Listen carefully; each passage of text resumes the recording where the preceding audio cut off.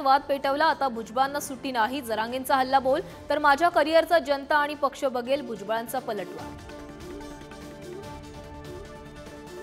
मराठा समाजाला टिकणारा आरक्षण देणार मंत्री महाजनांचं आश्वासन। तर ओबीसी मराठ्यांमध्ये तेढ निर्माण होईल अशी वक्तव्य करू नका। महाजन यांचा नेत्यांना सल्ला।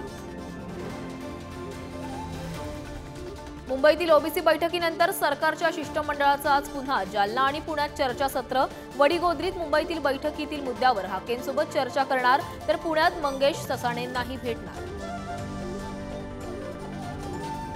बळवंत वानखेडेंना कार्यालय न दिल्यानं यशोमती ठाकूर संतापल्या। पालकमंत्री चंद्रकांत पाटलांसमोरच वाद। कुलूप तोडून घेतला खासदार कार्यालयाचा ताबा। वरळीत मनसे विरुद्ध आदित्य ठाकरे बॅनरबाजी करत आदित्य ठाकरेंना विधानसभेत पाडण्याची भाषा। विधानसभेसाठी संदीप देशपांडेंना जिंकवण्याचा निर्धार। उत्तर पश्चिम मुंबईच्या निकालाचा वाद कोर्टात। रवींद्र वायकर आणि निवडणूक आयोगाच्या विरोधात उच्च न्यायालयात याचिका। मतमोजणी आणि निकालावर स्थगिती देण्याची मागणी।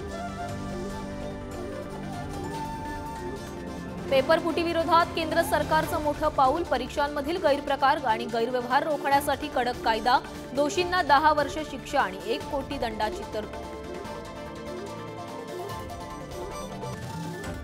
यूजीसी नेट परीक्षेपाठोपाठ सीएसआर यूजीसी नेट परीक्षेतही गोंधळ।